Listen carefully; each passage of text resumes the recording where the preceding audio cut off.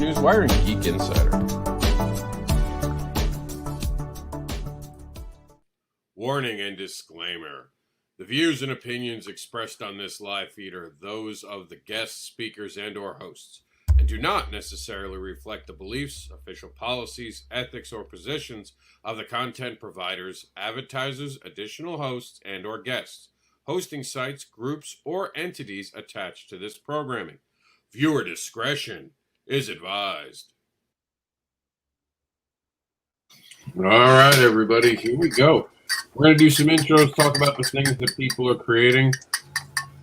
Hold on 1 second as I get rid of our beautiful stuff. So here we go. We're going to go around the room.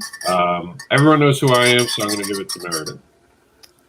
Okay. Good morning, everybody. I am Meredith Loughran. I am the associate editor over at Geek Insider, as well as the executive producer of the Geek Insider podcast. And speaking of the podcast, the Sunday ComiX Brunch is on, it's aggregated out to many of the listening apps. So make sure that you head over to iHeartRadio, Spotify, Pandora, Amazon Music, wherever it is that you want to listen to podcasts, and you will see the Sunday ComiX Brunch there. I'm also one of the founding five of Terraform Comics, and we've got a lot of exciting things that are happening in 2021. I almost said it, Rob. I almost said it. And currently I have a Kickstarter up. It is the Compendium of Dread, an anthology of dark fiction, Volume 1. And it is a collection of flash fiction, microfiction, short stories that are kind of in the realm of dark fiction, hence the name. And a lot of those are being scripted out right now for comic books, 8 pages of which I've already invested in, and that is going into the Continuum. But it is not about me. Let me pass the mic over to C. Michael Lanning. Good morning. I'm C. Michael Lanning, freelance artist with upcoming projects with Silverline Comics and that Terraform Comics. Currently, I'm also a co-anchor on Week Ended on ComiX Newswire, and so check us out over there. And of course, if you see my face, you know it's the weekend. So I'll pass it on to Russ. Oh, Specs. Specs, I muted you, so just unmute yourself. Hey, I'm Specs. I'm the creator of the Legacy of View, which is part of the Georgia Force, which I created. And I also became the co-host of a show recently called Legion of Comics. And we do the Week's End, that go through all the episodes of anything that happened in the last week, and also any comics that came out. Sounds good. Where can they find that?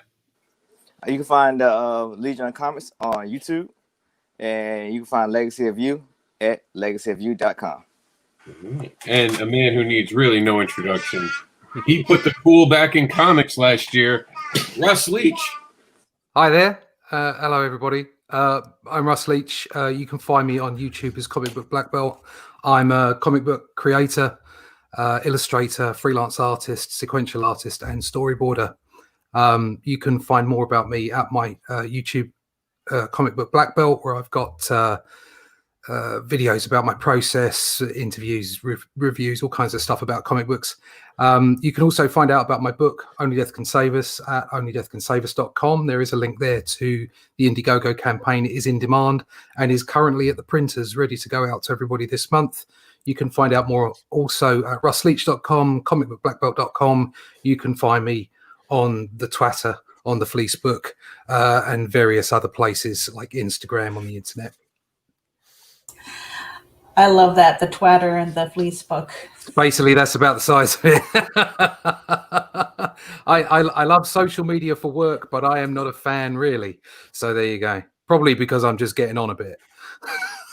All right, guys. So let's go around the room. Let's start in reverse order. Specs, let's start with you. What are you working on this year? Because it's brand new year. What are we expecting to see from you creatively?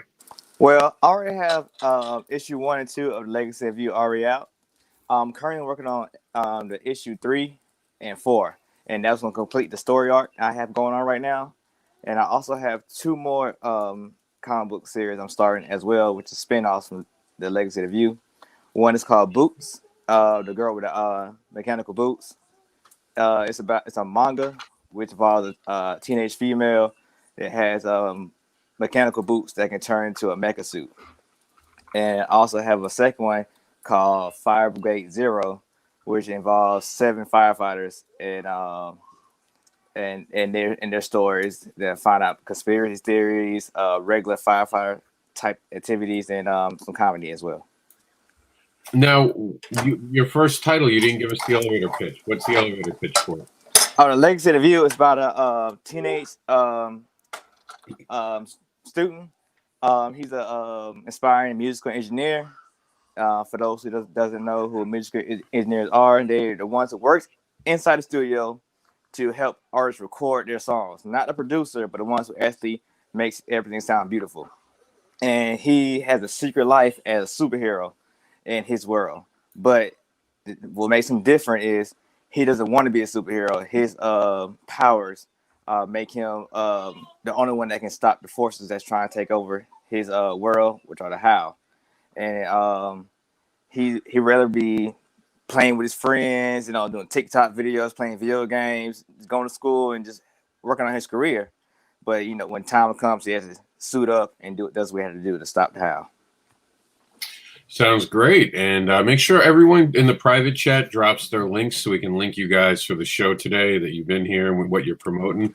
So all the fine people watching us who tune into the Comics Newswire and the Sunday Brunch thread can see what you're working on. And Russ, that includes the on-demand now. So what about you?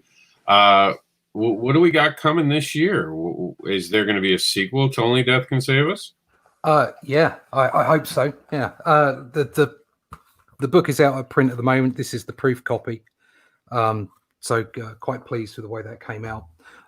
So yeah, I've got to get all those books out to the backers in January. And then I'm on to a new project, which unfortunately I can't say anything about just yet, but it'll be a 48-page book, plus maybe some bonus stuff as well on that. And then once that's done, I'll be back to Only Death Can Save Us Book 2 in the mid-time between the two projects. I would imagine I've got another couple of bits and pieces coming along. I've still got to finish off the storyboarding on a feature film, which was paused for the COOF. So that's I've got maybe another. I've maybe got another 2-3 weeks worth of work on that. But yeah, I'll be back hopefully with a second volume this year. It all depends on the offers I get in between that time, but that's the target. All right. I can't wait to see that. And for those who don't know, and I'm going to bring it up while we're talking, some of the links that we're getting shown. The Only Death Can Save Us, I think, was really good because, and I told Russ this, it instantly brought me back to being a kid collecting comics. Like I was transported to being, back when comics seemed to be more about a fantasy realm. And I've said it that I think sometimes comics try to be too close to home. You know what I mean?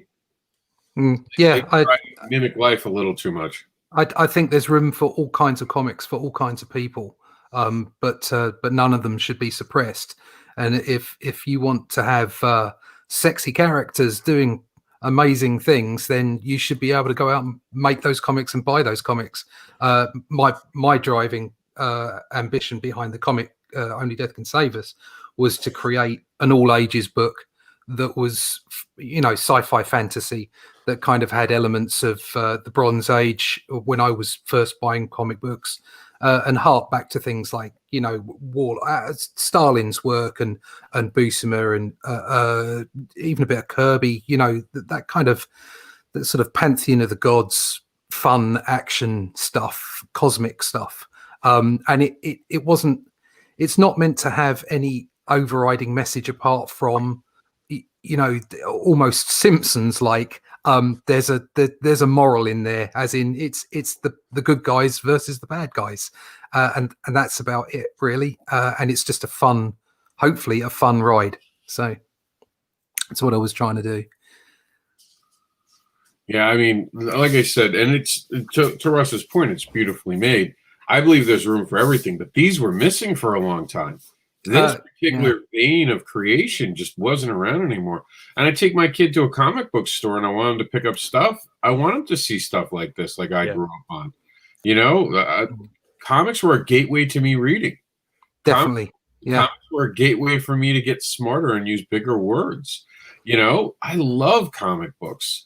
And the brilliance of the creation behind it, and you could smell the newsprint. I said this many times when Russ is around. Even now, looking at it, I can smell the newsprint. And I really think comics need to go back to newsprint. Oh, I do. Yeah. They have to become affordable for younger readers. They have to be in a market where everyone can afford them. I'm not saying we don't keep the cool ones. I like the strong covers. I like the fancier stuff that you can do, but I also want that. And I dare not say cheaper, because it's never cheaper. It's affordable for Accessible. Yeah, accessible. Yes. Yeah. Yes. Yeah. Without doubt. I mean, what Alterna are doing is fantastic. Having books at 150, 199. I tried to do so, and unfortunately, because of volume and the way things work when you're funding your own book, it just didn't work like that for me. What I did use though is uncoated paper on the inside of the book, so it's got more of a sort of a 90s one-shot feel to it as far as the press is concerned. But it would be lovely to see this kind of stuff out on newsprint, but it really comes down to volumes for me. But yeah, making things accessible, and certainly I grew up with comics. It expanded my vocabulary. It expanded my my horizons as far as looking for different kinds of content, different kinds of story. I would never have read Lord of the Rings if I had never read Thor. So that's the way it works. Yeah, that's a great point too. So, this is why I say all the time, comics are really the key to children. And I told this story a few times. Jax used to rip books up. Didn't care anything about books. I gave him a book. He ripped it up. I handed him one issue of Jax the Anderson, which was the comic book that I made for him. And Jax the Anderson made him stop ripping books up, made him appreciate books. To this date, he's now trying to read a comic book. And at first, I don't think he put it together that it was about him as much. I mean, now he understands it's more about him. But when he was younger, he never understood that. Now he doesn't rip books up. How awesome is that? Like, comics gave him the ability to connect with something because he saw something there, and that's the power of comics. Gary's finally here. Gary was having some trouble with the internet gremlins today. Gary, go ahead and tell us who you are. Hey, how's everybody doing today on this wonderful Sunday?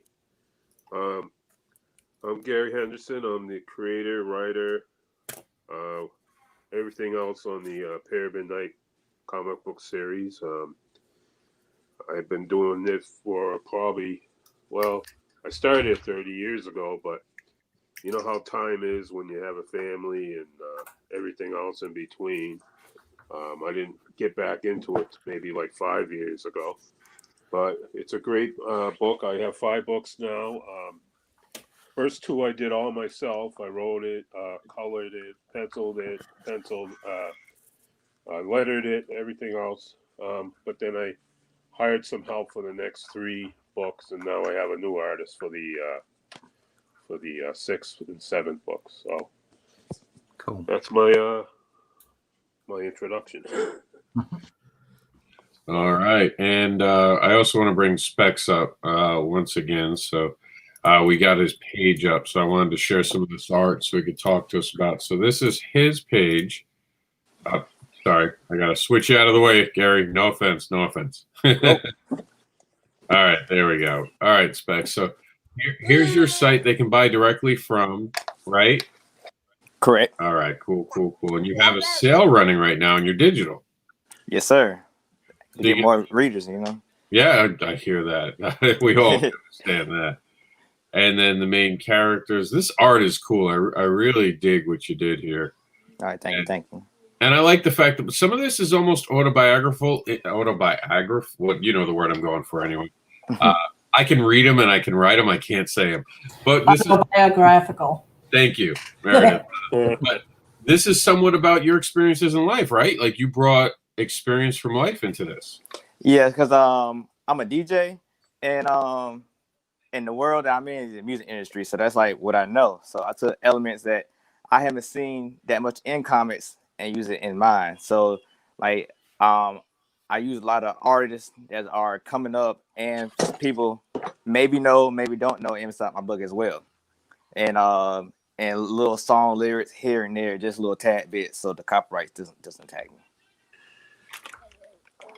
Yeah, and it's interesting. I've always wondered why music and comics don't get along better, but you just kind of nailed it. It's always the copyright, right? Like you have to kind of stop at that copyright, and suddenly, what could have been fun isn't as much fun anymore. I know that they had to get permission to do a Nine Inch Nails book they had done recently, but getting permission from especially established artists aren't the easiest things in the world. But I like this. It shows a different vein of creation. So kudos to you as well. And Michael, Mr. Lanning, what are we promoting today? Are we talking about Silverline Comics? Maybe a little bit. Of course, I have there's a variant cover I have coming up on their Kickstarter on January 14th. I think they have a Kickstarter coming out for Team Beetle and Switchblade. So you would look for that. Eventually, I'll have a comic coming out with them called The Rejects. And, of course, I'm also excited about some of the stuff I'm doing with Terraform Comics that are coming up. So I'm looking forward to that this year, especially. So, yeah, that's about it for right now. I'll probably open up to some commissions and things like that. But, of course, just looking forward to doing some more co-anchoring and the like. So... All right. And as far as the project for Terraform, do you want to quickly talk about? Just give him a teaser about that. It's basically about a world where you can harvest ghosts to use as energy, and that opens up to a whole bunch of black market capitalism. Let's put it that way. So. And Meredith, I'm going to pass it over to you so you can not only explain what Terraform Continuum is, but we're going to switch on to your Kickstarter, which you didn't give me the link to. In the private chat, so I'm going to dig it out while you do that. Okay, well, go to my link tree. I know. I'm using your link tree. Don't worry. Do it. Okay, so Terraformed Continuum is a really exciting project that we're doing with Terraform Comics. It is a collection. I've been corrected that it is not an anthology. It is kind of, sort of, but it is a collection of amazing artists, creators, writers who are coming in together. We're collaborating on this process to really put together solid books that we can all share, put on our tables. And it is, for me, it's an exciting collaboration. It's an exciting project. Right now, I know Rob can speak to it, but he's got, as our logistics guy, he's got about 2, probably 3 books getting ready to get lined up so that we can start kickstarting and printing those suckers. We've got quite a few stories. I have one that is kind of a solo work. I've got one with C, and actually I wanted to talk a little bit about that too. It's called Reapers, and to expand on it a little more, it is kind of a cyberpunk rockabilly kind of dystopian paranormal. I mean, we've got a little bit of everything in there, and it sounds like a mess, but when you see the art, you are going to be blown away. I mean, the story is, in my mind, epic, but I'm a little biased, so there's that. It's epic. It's epic. Why don't you just call it Cyber Rock? Make something brand new. That sounds too much like Fraggle Rock. No. We call it. How about Cyber? We call it Cyber Billy. Cyber Billy. That's actually on the things I was writing while we were talking. I was just afraid that like Billy would be everyone would think I'm stupid. Why would you Billy Rob? What are you trying to say, Rob? Oh, I just said imagine a redneck with all bionics and metal and everything coming out. That's why I didn't go that way. But now that you mentioned it, it's going to be a lot of fun. But Terraform Continuum is really an exciting thing. Definitely head over to the group, sign up for it. If there is that's how C and I got together with this project. It just happened in a conversation. It was in a thread, and we were like, hey, he was like, I have an idea. I've kind of got the clay of an idea. He's like, I have an idea for art. And I was like, well, I could try and write a story for it. And so we were collaborating. And then through this entire process, as far as the story had to be cleared, the art, Rob and I went into a meeting really quickly, and he said, he's like, the art is great. He's like, what do you think of the art? I was like, I love the art. And he's like, did you read the script with it? And I was like, no. and he says, well, let's do that and see how we can improve this thing. So that whole process behind the scenes is what you're going to get when you join the group and when you commit to a project on it. So I'm very excited about it. And just a few housekeeping things just to go along with what Meredith says, because I am logistics. I just want people to be aware. First thing I want to mention is that our contract is actually public. We're not hiding anything. We're not hiding behind any veil. We don't ask you not to share the details. If anything, we'd love you to share the details. How many times have you heard anyone say that? That they are literally putting out the information publicly. It does not happen. That's how serious we are about creating. The reason we don't call it an anthology is an anthology is a collection of things. We're not collecting things. We're helping create things. That's why we're distinctively walking away from anthology. Anthology sounds like we're just simply bringing things together, which is honestly something that is part of it. We are actually offering people to have their different their projects involved in it, even if we didn't have anything to do with the editorial process. I know for someone like Russ, perfect example. Russ had said, I'd be willing to talk about it, about having my first 8 pages in there. And for Russ, that makes sense. He's from England, right? Yep. And it's hard for my fins. Yeah, it's hard to get to the U.S. market when you're in the U.K. and go to the cons. He puts those first 8 pages in. He puts at the back of it a URL. Suddenly, he's got the American audience coming to check him out. That's one of the things we want to do. We want to look at comic strips. When was the last time comic strips were in a comic book? We actually want to bring back comic strips and put them into the continuum. And on top of it, we're doing something called, we haven't figured out the name. We have to have a meeting to get the official name because I want to hear other people's opinions. I like to call it the Rewind or the Second Life. But how many of you guys have made a story, especially the ones in the room who have been around for a while? You did a story for an anthology, which was just a collection. And those people who collected it just went away. They stopped caring about that book they made. They made 10 other books after it. It's out of print. You can't do anything with it. And you don't really have a place to put it, especially if it was not designed to be part of your main line of comics. Because most anthologies, it's a random thought that you're supposed to make come to life, which is a great challenge. But now you have nothing to do with it, right? Guess what? You can put it in this library. And the cool thing about the Terraform Continuum library is that once you are a member of the library, you can purchase any book that's under the Terraform Continuum brand. Meaning if you're a brand new creator, like Gary, you only have Pyramid Nights, right? Correct, yeah. Imagine being able to show up to a show with 10 books from Terraform Continuum, and each side of them you have something to sell every person who comes to your table. You now have a way to literally sell a book while you're at a show, make a little bit of coin, but also get people to know who you are. It's very important. When someone buys something from you, there is a mental thing that happens where they're now connected to you. The next time they see you at a show, they'll ask what's new. They'll come and start the conversation with you. Can't tell you how many times I've been at a show and someone comes up to me, I bought your book last year. It was really good. What are you doing this year? That is the best advertising you can. Put out a quality product, people come back to you and do it. That's the whole point of this. So there's a lot we have going on with one project on purpose. This is something that as creators, I think a lot of us have always sat around with other creators and talked about, hey guys, wouldn't it be cool if we all got together and just made comic books?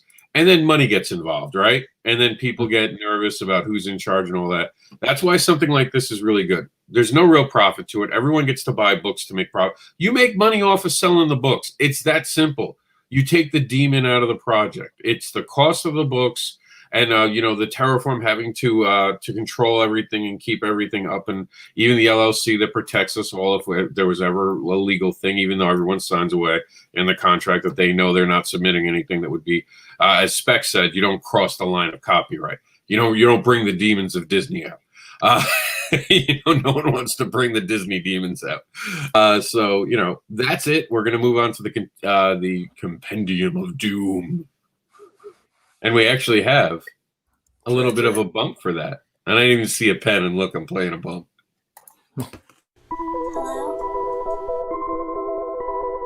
Hello?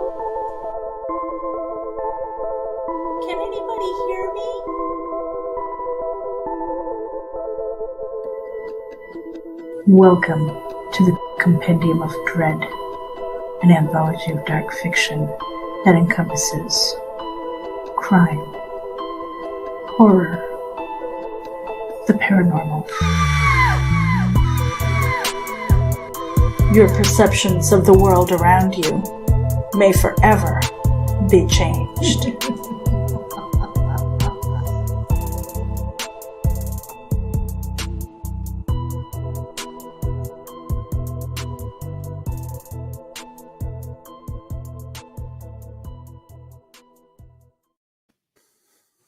All right, Meredith, walk us through it. Okay. Hold on a second. I've got an echo here. All right. So the Compendium of Dread. Are you guys hearing that echo? Not at all on my end. Yeah. Okay. No, that's better.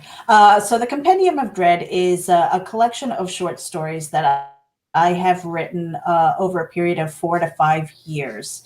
And it started off as a project where I wanted to bring together a bunch of writers who had never published a book before, but they wanted to. You know, the conversation that led up to it was just like, yeah, I would love to get something published. I just don't know how.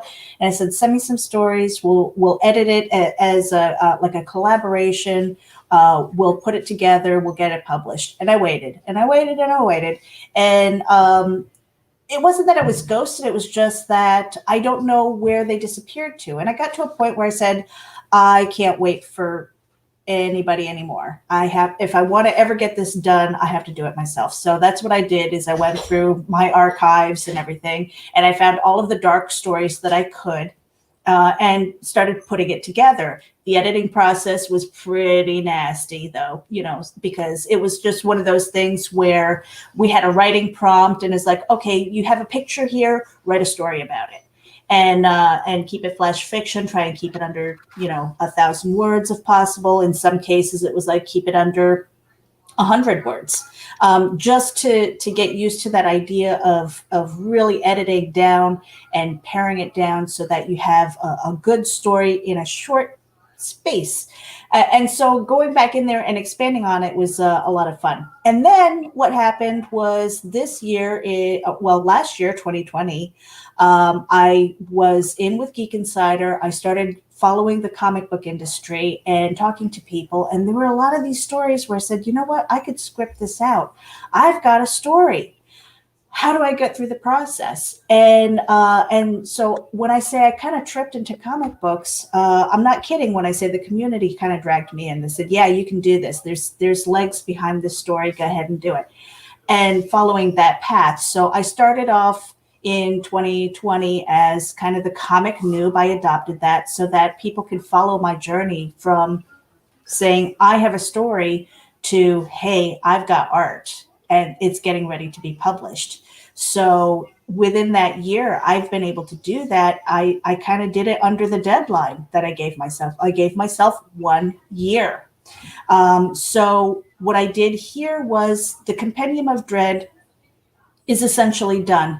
I have a special tier where I'm offering 5 stories that I'm going to add to it. So that's why the deadline is going to be basically delivery in March so that I have time to write those and then add it into the book and send it out. But so anybody who gets the PDF tier isn't going to get it right away because I'm adding those stories. I'm also adding the rough of the 8 pages that I have invested in. So I've already got money in this project to turn these to turn this prose into scripts, into comic books. And I'm really excited about that. Any questions? No, because I really wanted to marry. I've been in prose for so long. Now I'm in comic books. And it's like, how am I going to merge this? How am I going to merge my worlds without feeling like I'm splitting myself apart? Yeah, I was going to ask, how do you get your stories into a script to make a comic book out of it? Like, how do you visualize the characters and everything that you have in your story on paper as, like, a comic? It was really so the dying, I've got 2 sample pages in the Kickstarter. where it shows the art. And what I did was I took the prose and I tried to script it out as best as possible. And it went through about 5 edits before it felt right, before it made sense in comic book form, even from how it starts to where it's going in that story arc, which remains fairly similar, but because in prose you have to describe all of those things. In the script, it was like, okay, I have to describe it as best as I can to the artist and hope that he sees the vision in my head.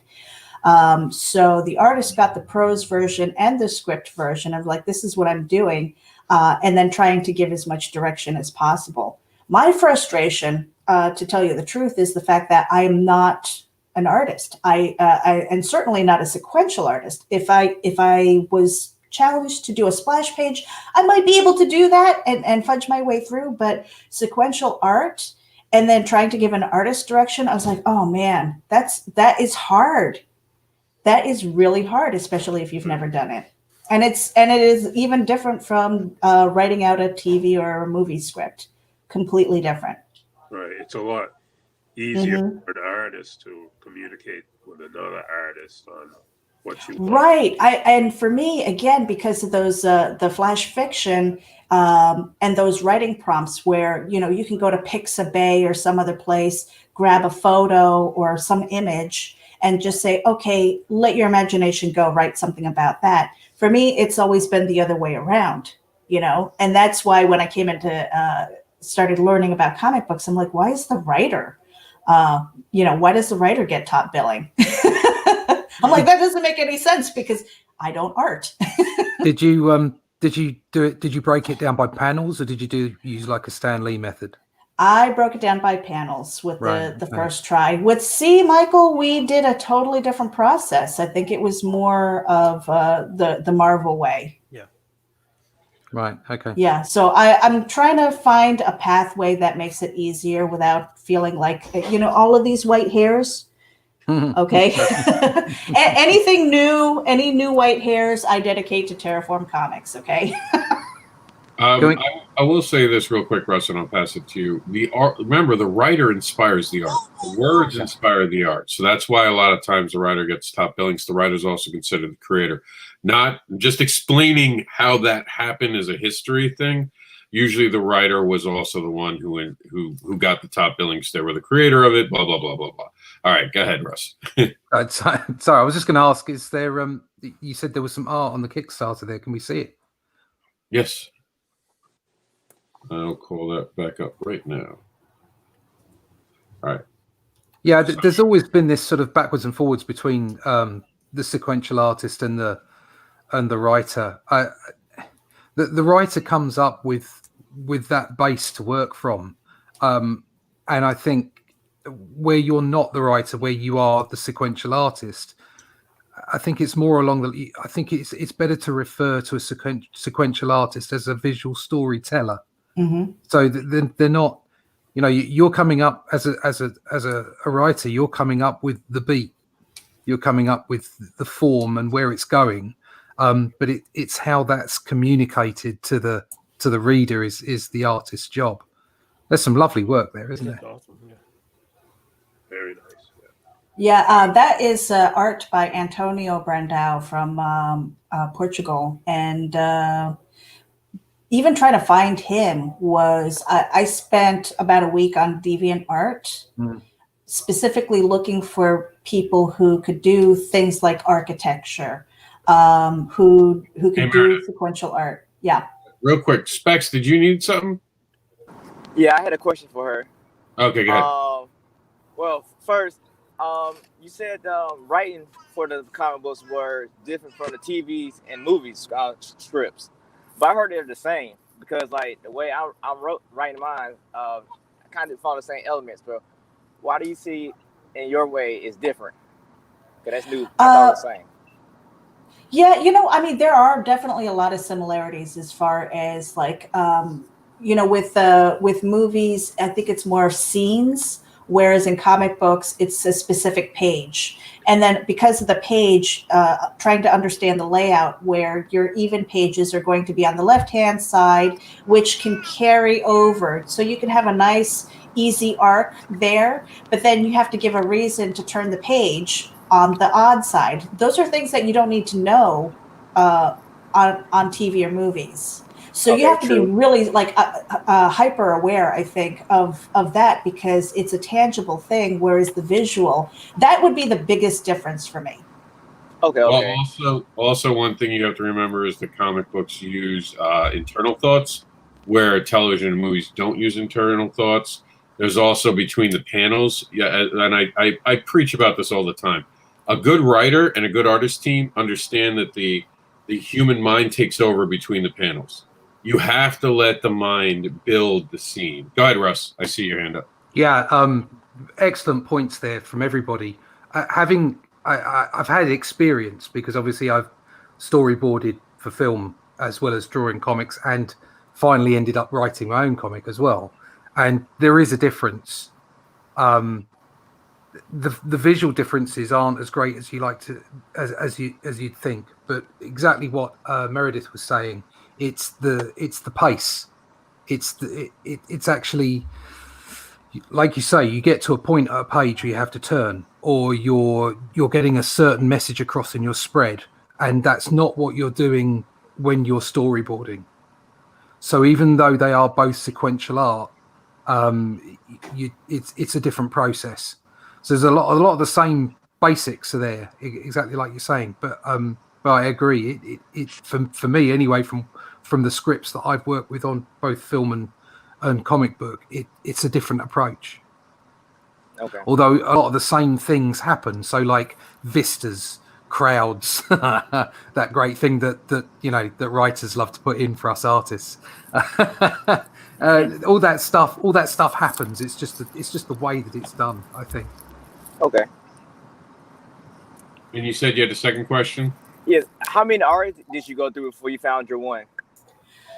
There were about 4 that were in the running. I had my top choice, and it was a matter of haggling price at that point. Oh, okay. So So it wasn't an art issue; it was more of a price issue. it was more of a price issue for me, yeah. Because again, when I paid for the 8 pages, it was kind of like I felt like it was like the layaway plan. I was like, okay, I can afford 1 page right now, and so we were able to haggle at a price, and and he's waiting for the script for the next 8 pages, and I'm like, hold on, let me try and make some money first. All right. Support that Kickstarter today. Yeah.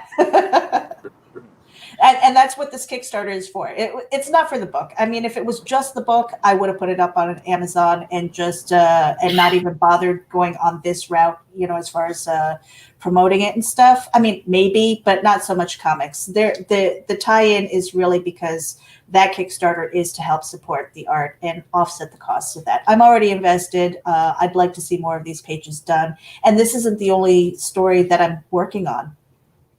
There are a lot more. You're busy. Yeah. And I love it. I love it. Yeah, it's a passion. It's something we all love, definitely. Yeah. Well, I know, like when I do mine, like my first 2 books, it was all visually done first. Like I do a page, I draw the whole thing and everything, and then I add, because I already know the story in my head, but then I add the dialogue and everything. But I already know like what the next page is going to be visually and further and further. But now that I work with an artist, I do 1 page at a time. I don't give them like a script for like 8 pages. I'm like, we're going to do this one at a time because I can only visually see 1 page at a time. But I know what I want the characters to do and what they're going to say to each other. But I might change that later on. So I don't want to go too far ahead. You know what I mean? I want to just start here, the first page, and go to the next one. That's how I work with my stuff. So. One thing I could say is when we were doing the Reapers, it's coming up, getting the prose helped to see how she felt about those characters, how those characters felt, getting that emotion in there. And of course, having that gives the artist some freedom to be able to tell the story too. So you feel like you're part of it. Sometimes when you have pages that are just given to you, dialogue, script, this panel, it could get, for me anyway, it could get kind of tedious doing that.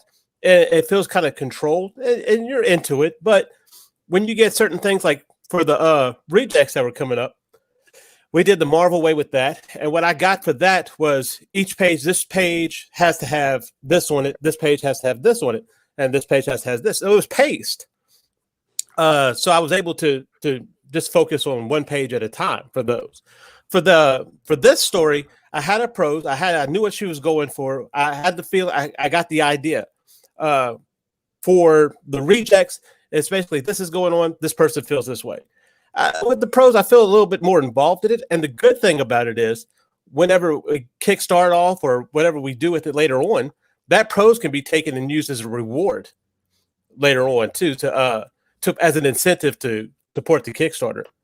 So that was really fun to do. Just really be able to convey what she feels in her prose into the art. So there's that. And Rob, can we take a little bump here, and then when we get back, we will move on from Compendium. Maybe C will share some of his art too. I would love to see some of what Gary's doing, and Specs. We saw some of yours. So Yes. let me see. Rob, you want me to grab the bump? No, you have control of the StreamYard. You want to do a bump to a bump. Well, no, because Lazy. I've got you Lazy. in the back. Lazy. I've got you in the back here doing the logistics, Mr. So-and-so. Hold on a second. Video clips. Yeah, we got to clean this up a little bit here. You see, she's trying to put it on me. She's like, you go do the work, boy. Yeah. Yeah, do the work. Back to work. Okay, here we go. This is the Legend of the Traveling TARDIS. Follow us on Facebook, Twitter, and Instagram. Subscribe to us wherever you listen to your favorite podcast. Also catch us on the HWWS Web TV YouTube channel. Subscribe today and become part of the legend. Okay, and that's a little bit of love to Christian Basil from the Legend of the Traveling TARDIS radio show. Make sure you head over to Facebook and give his group a follow. We're going to take this off here and see. Can you do a share screen maybe? And Rob, while he's bringing that up, maybe do you have? Whose turn was it? Meredith, hold on. Let me take over real quick. Michael, if you're having trouble sharing, send me the shot. I'll put it through the browser. No, I'm just trying to open it up. If I. No, I know. That's what I'm saying. If you have any trouble, just send it to me. I'll share it. Okay. Second part of this, one of the things I did want to talk about, since we're all creators, and I don't want this just to be a pitch show, and that's usually not what the brunch is. So I do want to talk about what's been going on in comics. So one of the bigger things has been this changing of DC to DC, spreading around and making new characters. What do you guys all think about that? Like, we have a new Batman coming up. We find out Bruce Wayne's no longer Batman. He's now the Dark Knight. We're seeing a whole bunch of slew of new characters. Are you guys excited? I mean, I already have the actual some of the comics already. I got to read the Clown Killer origin recently. So what are you guys thinking? Talk to me. So I do want to, it's a brunch. Let's talk about some comics. Am I the only one? Well, I'll go first. I'm excited about some of the titles, but not all of them. It's just I guess they're trying to fill the room and trying to figure out which way they're trying to go, what crowd they're trying to hit, trying to I guess compete with Marvel and about diversity and different things. That's what I think is going on. But I think like probably hit and miss. I think it's more of like a for the writers, because I think a lot of the writers and the artists that they have on the titles are new, who you wouldn't normally see on DC projects. So I think it was more like a demo for them. And if we like them, they will keep them on board. If not, they're gonna go a different direction. Well, let me ask you, what do you think about the new Batman? Do you think that this is interesting? So one of the interesting things about the new Batman is that he's actually going to be helping criminals for the first time ever. Well, I read the first one beforehand. They said it was going to be Tim Fox. But, can I do spoilers? I'm not sure. Yeah, I don't think we should spoil it yet, because I've read it too. So yeah. I don't think we're there yet. Well, like, for what we know, it's Tim Fox. But for what I believe is going on, I think it's maybe both Batmans going around at the same time. That's what I think is going on. And well, they said that. DC has said that both of them will be around at the same time. Okay. So yeah, I think that's gonna be interesting to see how like difference between one who's completely dark and one who's on the lighter side. I think that's gonna be a very interesting take, especially with all the technology that one has and one he's street level, basically like Daredevil, I guess. Okay. What do you guys think? Besides, I'm excited about it. Obviously, Specs seems like he's on the fence. He's going to give him a try. Let's see what you guys can do, which is exactly what you're supposed to do with comics, not decide before you read and see what compels you. What about you, Russ? Do you think this is a good direction, or do you think this is just same old wash and rinse and repeat? Right. I'm going to, just before I got back in, are we talking about the future state, or are we just talking about Batman? Yes. All the new DC slate that they have coming up. It's and then it's like Generations right after it. Yeah, I'll be honest. I think change is good. Okay, change is always good because you're always changing things up, and it's important to respect the characters and their world and what have you. But I think sometimes you've got to let the characters go, and unfortunately, the characters within DC and Marvel have been around for such a long time now that it doesn't matter what you do to them, they're never going to end up being the characters that started off. It's just a natural way that you add to the story as you move on. And the problem with people, with companies like Marvel and DC is because they're looking for the safe option, they rarely come up with new characters. So you're kind of pounding the same streets again and again and again. And as much as those characters are beloved, I think we need new stuff. And so, I like to go back and read reprints because that's my time. That was when I was reading comics. That's the thing I love. I don't buy a lot of new comics apart from indie comics. I buy an awful lot of indie comics. That's not to say I think that everything's rubbish in the big two. I don't. I think there's some brilliant creators and some brilliant stories, but then they're not for me necessarily. They're for newer markets, and that's what change is all about: getting new people in, getting lots of different people to read the comics, exciting different areas. But sometimes I just think, characters have seen their day, and they need to make new characters and do new things, and that's how you entice people in, by giving them something new. That's just a personal opinion. I will probably wait until it's in a trade before I read it, to be honest, because it's just the nature of it's just the way that I work as far as the content that I consume.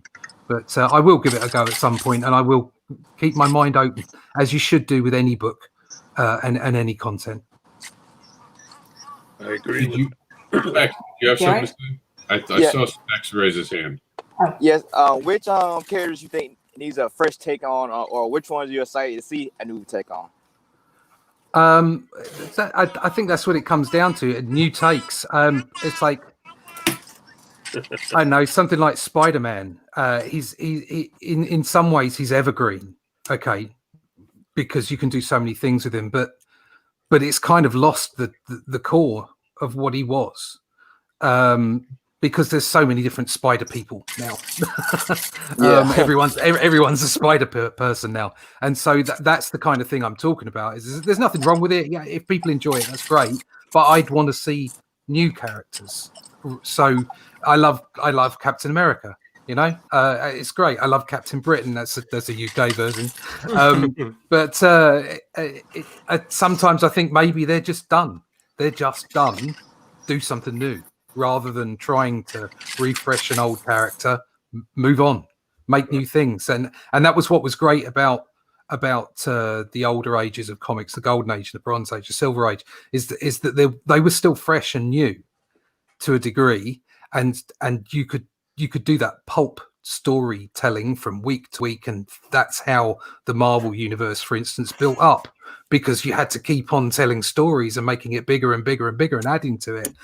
Sometimes it's just become so unwieldy and so out of time that you need something new. Just create new things, and the world is a different place, and it's like just in my view, if you want to keep on using old characters, fine, just use them in their old settings and make some new characters. That's just the way I see it. But it's sometimes trying to freshen a character up just doesn't work, because it changes the character, and then they're not that character. So you might as well have just made a new one in the first place. Right. Can I say something? Yeah. Let me say. Now, I agree with the fact how I like how they took Lucius Fox's son and made him Batman. To me, that makes sense. Mm-hmm. The issue comes in where I haven't read it, but I do have a review from a friend of mine who's made the statement that when he was reading the new one, though, it wasn't a new voice. It was just a new face. He said he couldn't help but hear Bruce Wayne's voice in the new Batman. And it's like, if you're going to change the character, I'm all good with passing the cow down. That's cool. I like that, actually. But make sure that that's an individual person. Make sure that has an individual voice to what it is. If you're going to do a different Batman, make sure he sounds just he's going to take up for villains. That's not enough. We need to have a little bit more character.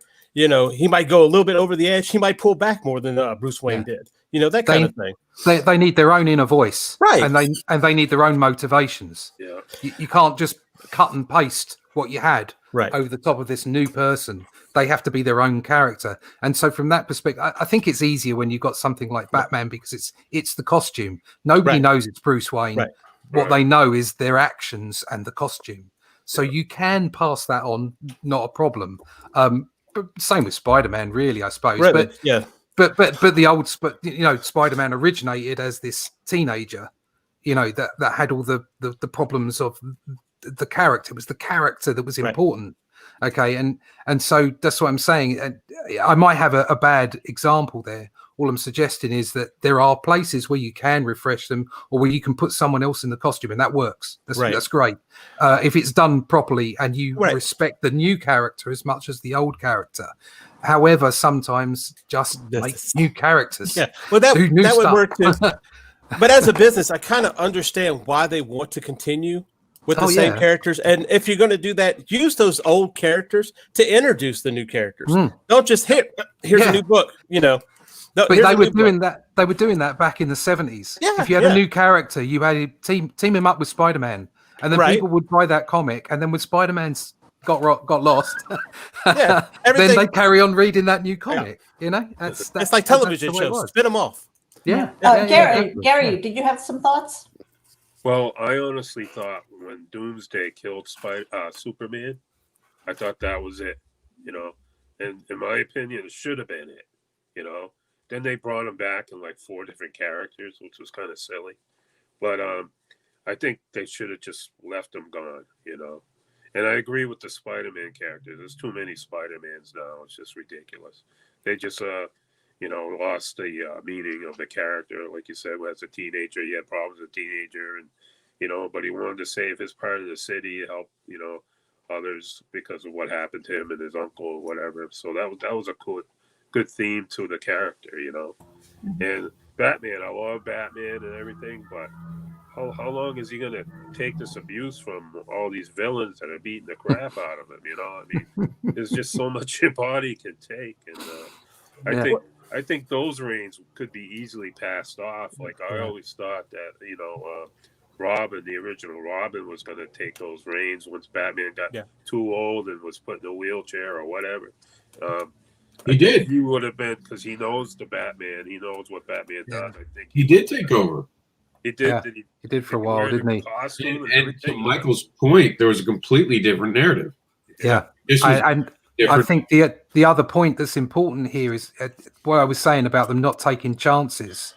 And what you were saying, Michael, you can understand why they don't. And I can. From a business perspective, you can. Right. But also, they have been big enough in the past that they were capable of taking those chances and pushing and marketing and making those new characters. I agree with that. Do you know what I mean? It's like they could have done so much more and they haven't.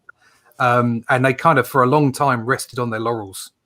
And then they came out of the gate, I don't know, 4 or 5 years ago, deciding that they needed new markets. Yeah, everybody does. But well done for waking up to that. Yeah, right. Well, one thing I can say about Spider-Man is, they've always constantly put out more Spider-Man. You know, you have the Spider-Man Silk and all the Clone Saga. We're not going to talk about that, but when you have, for instance, when you have Miles Morales, it really brings it back to having a different point of view, and he does feel like an individual character than Peter Parker. Yeah. Hey, I'm not. We talked about this Friday. I'm not wild about the Gwen Stacy stuff. To me, that's contrary to the character I remember Gwen Stacy being. It makes more sense from Mary Jane to me. But as far as Spider-Man, I think they've done a better job now, kind of giving that individual voice to the character. Well, the thing that I'm going to say is that I haven't been following comic books, from the time I could start reading to now. And my running joke is basically I have a reading problem. I have to read it from cover to cover. That is so in books. And for me, it's also for story arcs. And because as vast as it is with Superman, Batman, even Wonder Woman now, I mean, I wouldn't even know where to start because they've ricocheted off into all of these other parallel universes or whatever the case might be, these time jumps and stuff. I wouldn't know where to start. My comfort zone because of that isn't because I'm not, that I don't care about those characters. I mean, I grew up with the movies for the most part, but I'm more comfortable with the indies because at least I know there's a start point somewhere, and I can follow it along from there. So, I mean, that's where I'm coming from as a consumer, not so much as a creator. But I understand as those properties are. They are moneymakers. They're huge moneymakers. And unfortunately, a lot of the people who are in those corporate positions might not be the creators. So they're just kind of trying to beat a dead horse to keep going one more mile. But in fairness, that's exactly why they're doing this right now. And this is like what they did in the 70s and in the 90s. They're really trying to go out of the box on this one. They are passing down things. I don't know if you guys have been reading, and we talked about this because it's public now because it has come out. At the end of Death Metal, sorry, now you got me saying Dark Metal, Michael. At the end of Death Metal, they said what has happened is not only is there a multiverse, but there's a subdimensional multiverse, meaning that the multiverse that is there even goes into different dimensions. It's a sideways way of looking at it. If you're a Star Trek fan, it's like the idea that there's the other Star Trek. So it's basically what they did is they opened up the Pandora's box to writers. You can do anything you want now with any character. We have a universe we can explain it exists. They even made you'll like this, Russ. They made what do they call it at DC? The Elseworld. They made an Elseworld universe now. I thought that was fantastic. I was like, okay, so they're basically saying everything goes. Have fun. I think this is hard for an old guy to say. Okay, it's hard for someone who loves comics from way back when, but it's not just if I could give you an example, Star Trek. Okay, when they made the new movie, the Star Trek movie, the first of the three, okay, and the Star Trek film. What they did was, and this was actually far cleverer than I thought it got credit for, was they managed to not just spin back on the original series and connect the old audience to a degree, Okay, but from a marketing perspective and a business perspective, they gave themselves the opportunity to create a completely new set of Star Treks. Now, that in the end, they cocked it up. Okay, that's an English expression. In the end, they cocked it up. Okay, but they gave themselves, not only creatively but from a marketing perspective, a wonderful opportunity to just reset and go, and everybody would have been on board. Okay, that for lots of different reasons it didn't work.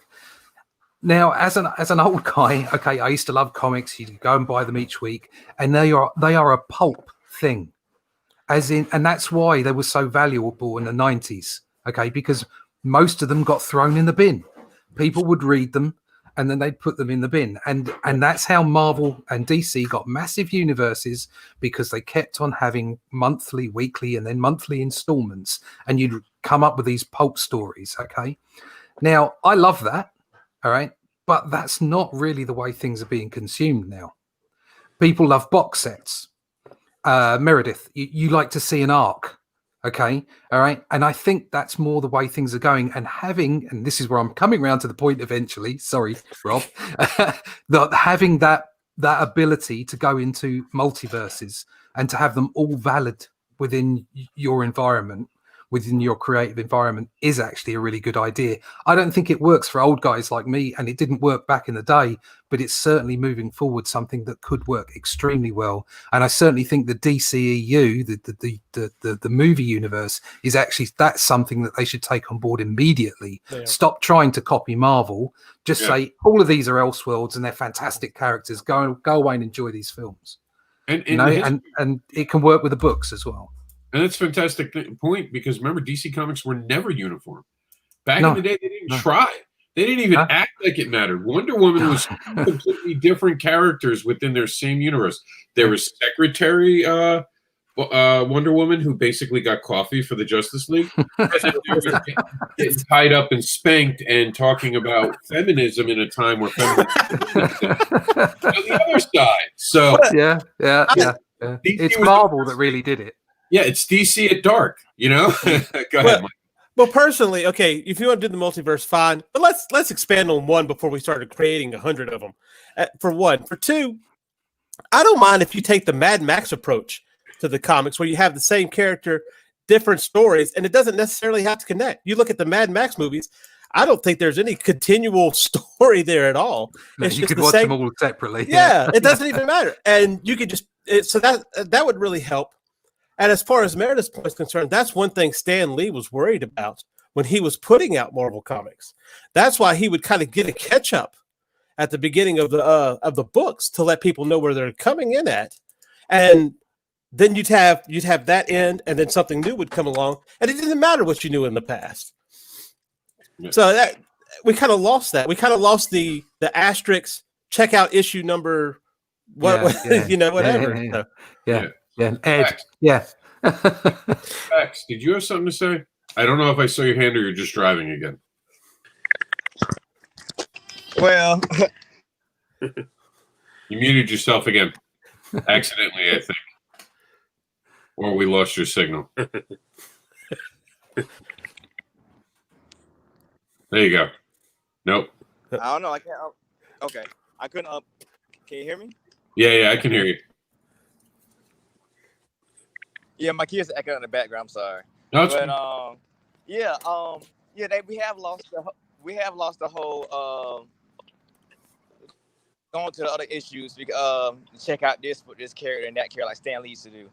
Like especially with DC, like Tom King did his story with Batman. The next guy, I can't think of his name right now.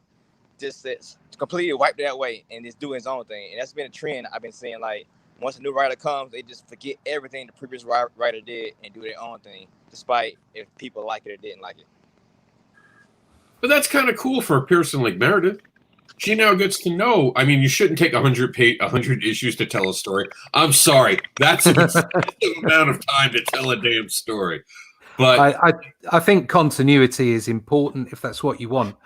I would suggest that something that Marvel kind of almost did right, almost, is you have the legendary 616 universe, and everything else works around it. So you have canon for those people that want it, and you have sorry about my phone going off, and you have lots of variant takes on the characters for those people that just want individual stories and fun.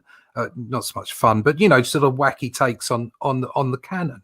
So and I think that comes down to some of it. It's like I was saying, is the way that those comics are consumed from a marketing and a business perspective. If your main audience is going to start consuming them not on a monthly basis, but in chunks, then it's easier to do that, isn't it?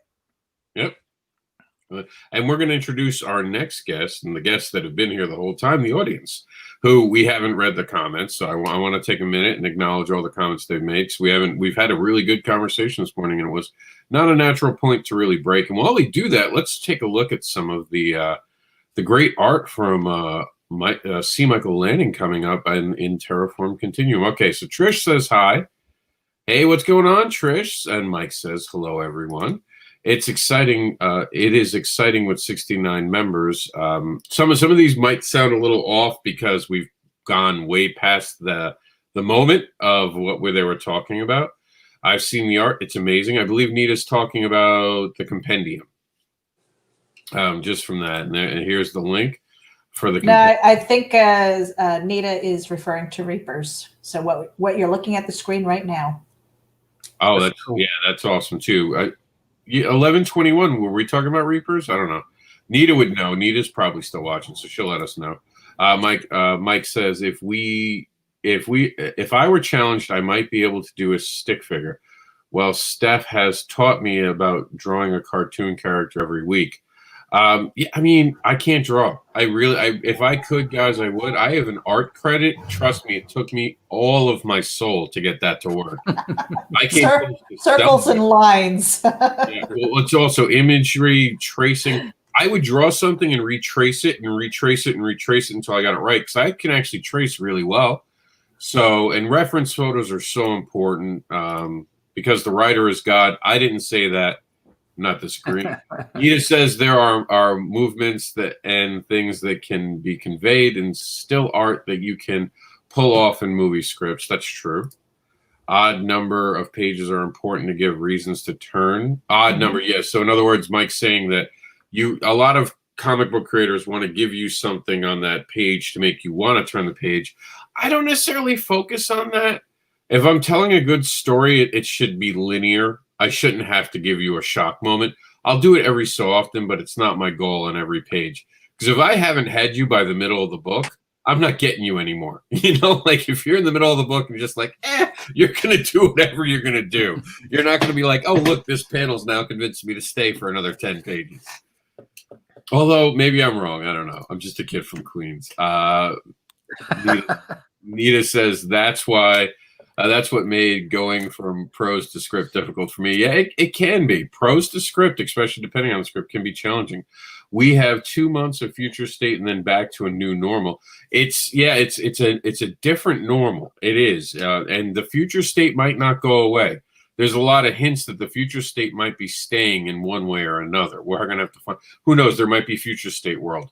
The new theme park at Great Adventure, because Great Adventure is not really Great Adventure anymore. Death Metal is doing a soft reboot on DC. Death Metal was doing, it was like a soft reboot. But like I said, 2 months of future state, and then there's a new normal. And thank you, Russ. Let them go. And let's see, we got Future State Wonder Woman #1, Future State Dark Detective. Dark Detective is Bruce Wayne, by the way. Then you have a Green Lantern. You have the Immortal Wonder Woman, which is actually the regular Wonder Woman, if I'm not mistaken. That's she can have gray hair now. There's Future State, Justice League, Superwoman, Shazam, Superwoman and Wonder Woman, Superman and Wonder Woman. How come they've never done Superwoman and Wonder Woman? Why is that not a thing? Is there a Superwoman? I know there's Supergirl, but is there a Superwoman? Yeah, isn't she Power Girl? Oh, well. Why don't they just call her Superwoman? You're redoing stuff. Stop calling her a damn girl. Yeah, give her a I'm woman. confused and frightened. Somebody get me my Yeah, I have no idea. What am I going to try? It's a good question. Marvel had Excalibur changed Captain Britain a lot. Yeah, Captain Britain. Like, have you been following that, Russ? I do you know what? I'm a bit of a purist. I don't like it when it went off into the old Excalibur and everything. It just turned me off. I'm afraid. I only really consider the original character, the original costume. You wouldn't like it. You wouldn't like it. No, it's not. It's not for me. I mean, I love Alan Davis, but no, sorry, I kind of switched off. Well, after the original run back in the 70s, and then they combined Captain Britain with Spider-Man in the UK, and then he kind of went away until he came back again with Excalibur and what have you. And no. I don't, look, you mean to tell me she hasn't been grown until now? Come on. She just got past puberty. She's now past college. No, we finally have a woman. Well, that must have been a rough puberty, man. I'm telling you. Those Kryptonians. She's got Grogu age going on. That's what that is. She's been 50 years is 15 years old. All right, but I do want to talk about the Omniverse. The Omniverse was something very clever that kind of didn't kick the way it was supposed to, right? It was a try. It was a big swing. Could you perhaps elaborate on what the Omniverse actually was? You guys don't? Okay, so here, let me. Yeah, because I can't keep up with all of this. I just can't. This is a little older. This is some of your comic history. I think I spelled it wrong. Yes, I did. Hold on one second. I'm calling it up. So the Omniverse. Am I still spelling it wrong? No. Not in the loop. So the Omniverse. Here we go. The Omniverse is a set of number of supposedly coexisting parallel universes that contain all forms of existence. By definition, there is no way for anything in one universe to affect another. So there is a comic book thing, but the Omniverse is considered to be it's different planes, different times. It's like a science thing that you geek out to. It is like amazing. It'll blow your mind. Like right now, there's a female version of me somewhere. Okay, I get the kind of parallel worlds. Yeah, so and then there was a comic thing, Omniverse Comics. I bet you're not seeing what I'm seeing. I'm not screen sharing, am I? No. There we go. All right, so the Omniverse, something like Ben 10 has used the Omniverse. Marvel had an Omniverse. Here you go. So there are different characters that have tried to use it in different things. It's like universe, different things can actually use it. So that's what Mike's talking about, which is kind of clever, but it's like Russ said, it's a cheap way to tell a story and not have to worry about it. It is literally like, hey, Omniverse, what can you do? Yeah. Right. Yeah. And that's born out of the fact that they were providing stories every month. Yes. And you get to a point where you've kind of exhausted yourself unless you do something that's completely out of character or not part of the canon. And then the only way to explain that is by putting it in another universe. And so it becomes complicated, ever more complicated, which is why I would advocate for new characters. Yeah, true. And speaking of Omniverse, we almost had 2 Spec Thomases. I was like, it's happening. It's really happening. A different universe is falling in. Well, he's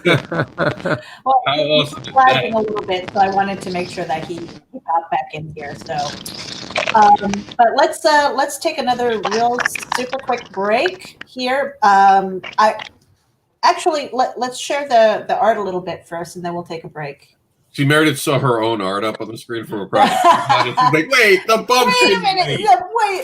The bump can wait. Now, this is, again, just looking at this, and you can see why I wasn't even looking at the script when I was, and again, that was the first thing that Rob said. He's like, the art is fantastic, but did you read it when you were going back and forth? I was like, no.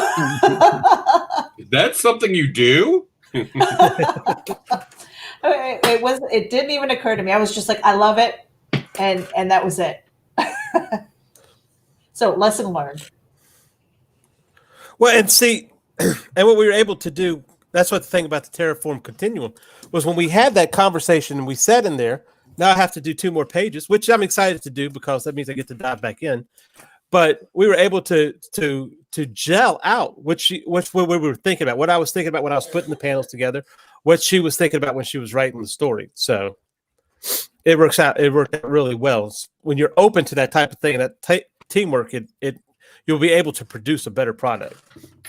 Yeah, and it speaks to what Rob was saying was in between the panels. It's like, he's like, no, that works. He's like, but something that leads into it is where a nice splash page would really work and put it together in such a nice way and make those special moments. It was like, oh, yeah. I mean, that kind of feedback is so important. Remember to make a splash with the splash page. Mm-hmm. Is that going to be a black and white comic? No, I'm going to color it. Okay. Yeah, that was just to get it out there for black and white too. You know. Yeah. Oh yeah. I would want to just to maybe have it as an option and give it to the kids to color because the target age. What was the target age that we were doing as far as script wise? Not kids. Not young kids, but I would say pushing 11, but 13 and up. Make it an adult coloring book. There. Yeah. See, like for instance, that blue line there, that's going to be there's some lights, so that's going to be painted. That's going to be colored. So. Mm-hmm. Yeah, I mean, and the idea behind that was just like to have like the northern lights, only we're calling them the Gerasol lights. And that's the perception of, like the idea is that if you die, that's where your soul is kind of going and that energy. So there's that whisper of science in there, about energy and, the conservation of energy. And it's kind of cool. And so we'll see where it goes, but I'm very exciting about this project. The architecture looks great on it. Looks great. Oh, thank you. Mm-hmm. And we will be right back. I am going to, so a little bit about Creativity in Progress. These guys are great. They have a podcast that's going on where they invite somebody to come in. They roll the dice. They figure out what the story is going to be, what genre, the characters, and then live, they create a story. And here they are. Have you ever wanted to be part of a writer's room? Come join us on Creativity in Progress every Monday night at 9 p.m. Eastern, 6 p.m. Pacific on Twitch and YouTube, the CIP network, where creativity comes to life. Fun stuff. Okay, Rob, back to you. I'm totally not chewing on something right now, so why don't you do something, Meredith? Oh, you know what? As a former waitress, my timing is still on. Have you ever noticed that? They always come over when you have a mouthful of food. How's your meal? You could be talking for 20 minutes on something about what we're doing at Continuum, and she's doing a great job. I'm changing Jax's diaper, and all of a sudden she's like, Rob, can you explain that little part I did? I'm like, son of a... And for the whole 20 minutes, I've been just sitting there, and it's the one time I stopped to help Jax, and I'm like, sure, I can. Just let me get the poop off my hand. All right, so we're in this bold, new, complicated thing we call a year.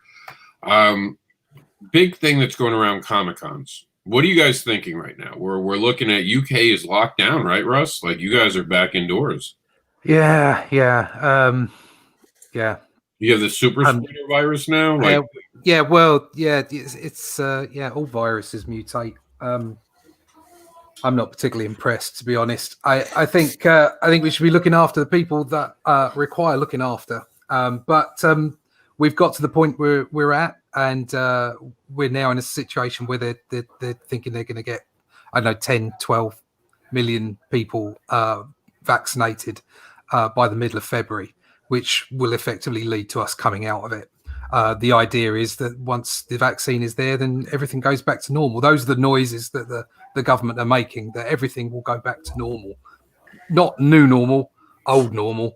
But obviously there's still going to be people that wear masks and what have you on odd occasions. But I do think that if their promise is fulfilled and we do actually get the vaccine out to everybody, things will go back to normal. The government is very keen to get the country going. We've just had Brexit over the Christmas period, over the New Year.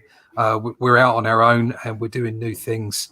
And there's a massive amount of pent up consumerism waiting to burst, and they want it. They want it out there. They want the markets working. And I think if that, hopefully the whole world, but definitely us and Europe, because obviously we're stuck over here away from you guys.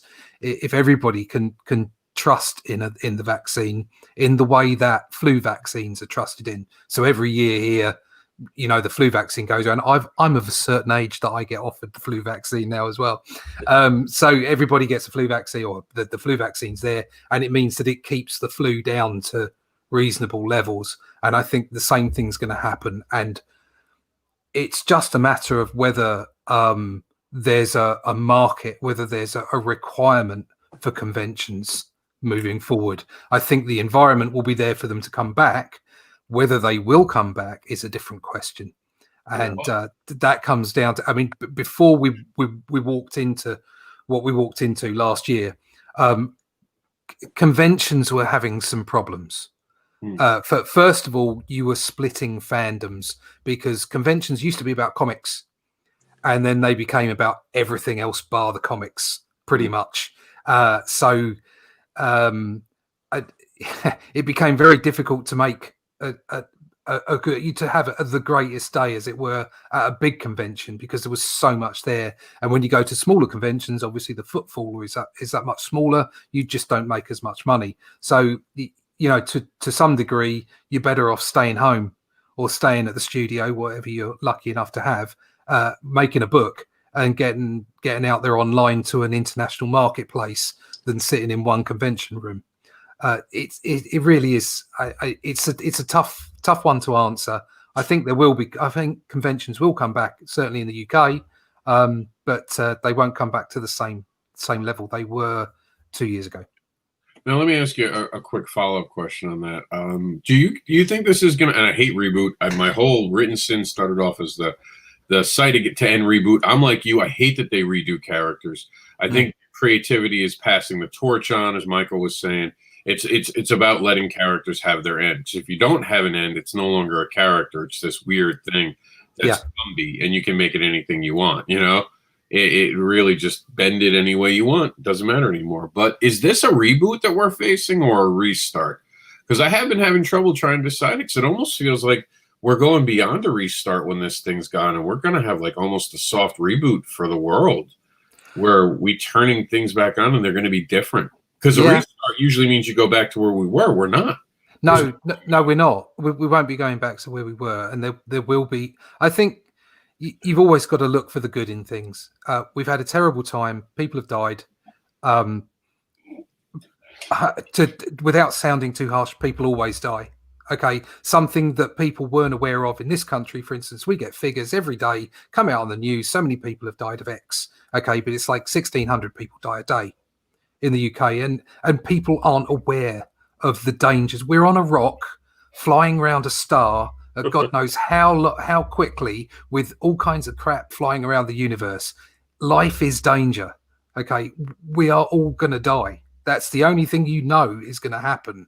Okay, now you can mitigate that. You can do the right things. You can give people good lives. That's the whole point. It's the whole point. Quality of life is the most important thing.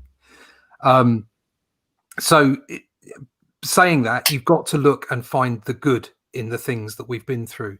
And certainly the good that I can see in what we've been through is people starting to consider other people, which is the most important thing. So, for instance, we should think a whole lot more about how we treat our old people over here. We should think a whole lot more about the chances we give to our young people and stop throwing people of my age. Fortunately, I'm unemployable and I get on and do whatever I do. But stop throwing people of my age on the rubbish tip simply because you can't pay them a tiny wage. And these kind of things, these are all things that are thrown in the mix, and we've got to learn from what's gone on. And I think some things have been made very raw and apparent to the general public that they now need to get behind and change. We've had some renewal here because of Brexit. Whether you're on the Brexit side or not on the Brexit side, it's happened. And we now have to make the best of it and get on and do what we can for the country and for the people around us. But I think if one thing you can take out of what's happened in the last 12 months, it's community. Start taking, we can help each other. We can make things work. And so from that, maybe you're going to see more people. So for instance, the indie world, there's been this clubbing together of people without a doubt over the last 9 to 12 months, and so for instance, just me being on here, going out and finding people on the other side of the world and communicating and making, creating with them. So I think there are opportunities, and I really think we should try and look at the bright side, try and find the silver lining, and I agree. I think it's not so much a reboot, but maybe a soft, restart. Just there's things there that we can do better, and now we know that there are things we can do better. Meredith? Well, I was going to say, a couple of months ago, I was listening to a podcast. I think it was The Legend of the Traveling TARDIS, and Melanie Dean said that she was at a place where they had different color wristbands, red, yellow, and green. So, in these times when you go in, if you were wearing green, you were like, hey, yeah, come up to me, give me a hug, take a picture with me. It's okay. Yellow was like, hey, stand 6 feet. Let's talk first, and then red was, don't come anywhere near me. Don't touch me. Don't do anything. Yeah. And it was just having that visual of the people and how they felt about it, and still having those safety precautions. Obviously, everybody's wearing their mask, make sure that you're washing your hands, have those sanitizing stations and things like that. But those bands was a great idea, and I hope people will incorporate that into what's coming up in 21, because I think it's a wonderful idea to say, oh, you're safe, all right, or let's talk, or yeah, come on up here, let's take a picture together, and you cheese together, and yeah, it puts the responsibility on the people who are attending, and without being so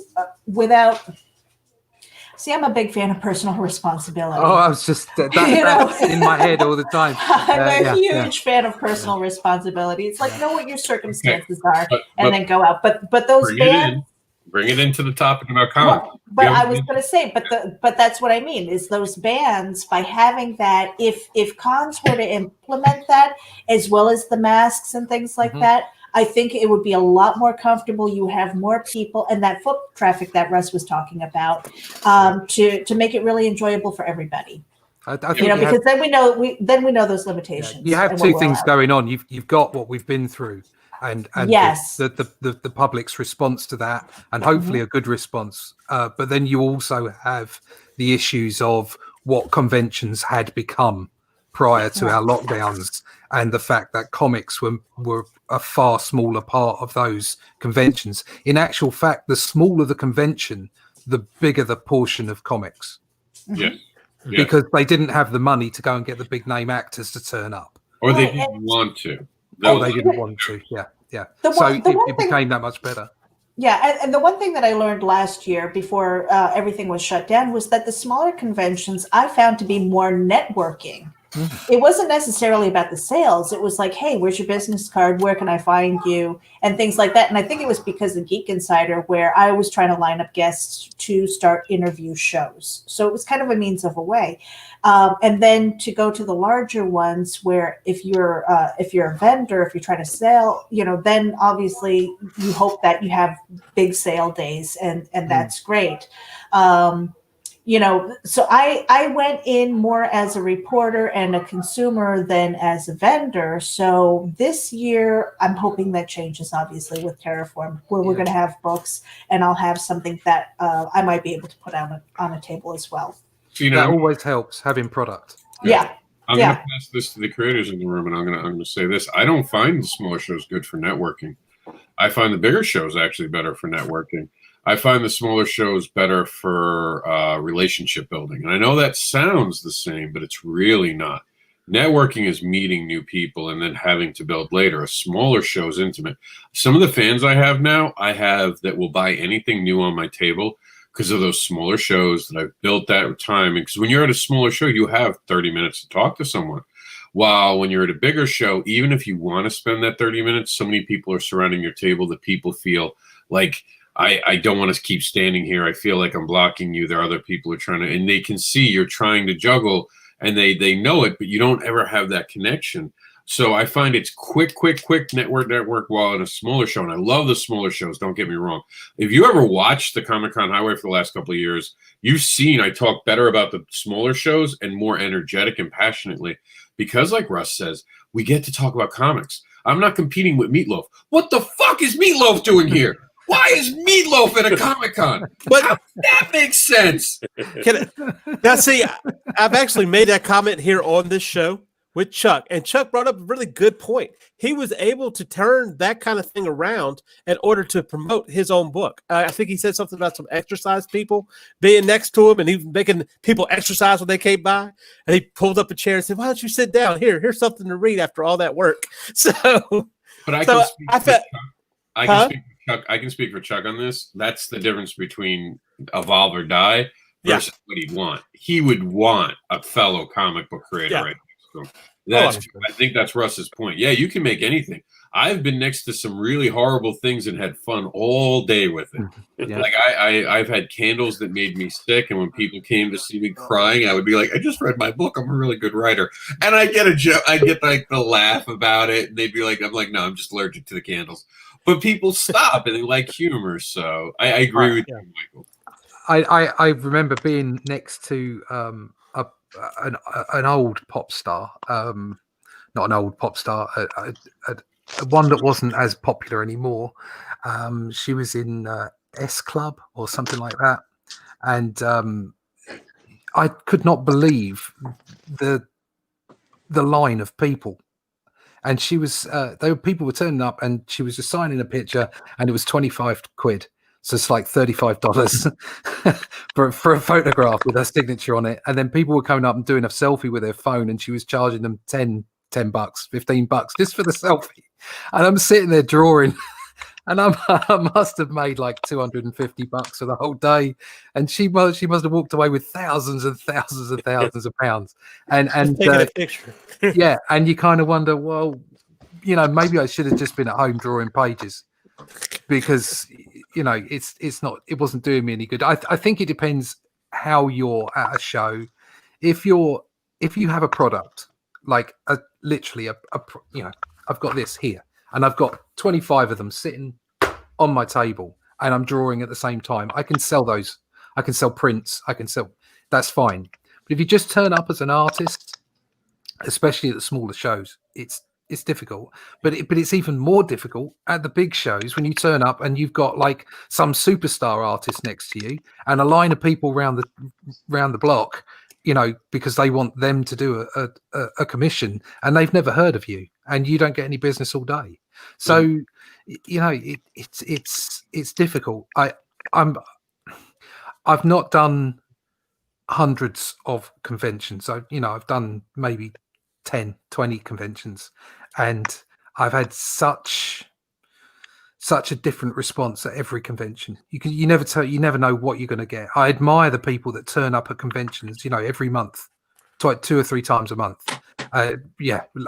Total admiration. It's a real commitment to getting yourself out there and getting the work out there, but it just doesn't work for me.